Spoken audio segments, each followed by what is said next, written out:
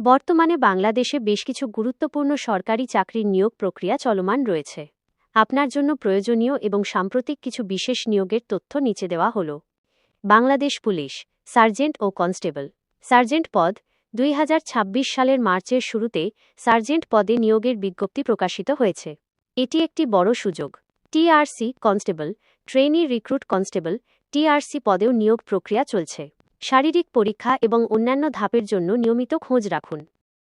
3. বাংলাদেশ বিমান বাহিনী, officer cadet বিমান বাহিনীতে অফিসার ক্যাডেট এসপিএসএস সিওডিই নিয়োগের আবেদন চলছে।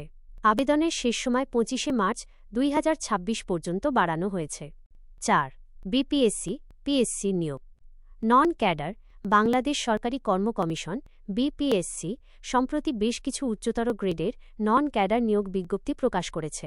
বিজ্ঞপ্তি নং 0137/2026। কারিগরি ও প্রশাসনিক বিভিন্ন পদে এই নিয়োগগুলো দেওয়া হচ্ছে। 5. অন্যান্য গুরুত্বপূর্ণ নিয়োগ, টেলিযোগাযোগ অধিদপ্তর বিভিন্ন পদে নতুন নিয়োগ বিজ্ঞপ্তি দেওয়া হয়েছে, যার আবেদনের সময়সীমা মার্চের শেষ দিকে। মেট্রো রেল ডিএমটিসিএল মেট্রোরেলের অপারেশন ও মেইনটেন্যান্সের জন্য নিয়মিত বিরতিতে বিভিন্ন কারিগরি পদে নিয়োগ দেওয়া হচ্ছে। তথ্য অধিদপ্তর পিআইডি সম্প্রতি 68টি পদে নিয়োগ বিজ্ঞপ্তি প্রকাশিত হয়েছে। পরামর্শ: আপনি যেহেতু বর্তমানে একটি ফিল্ড প্রজেক্টে কাজ করছেন এবং প্রাইমারি শিক্ষক পরীক্ষার প্রস্তুতি নিচ্ছেন,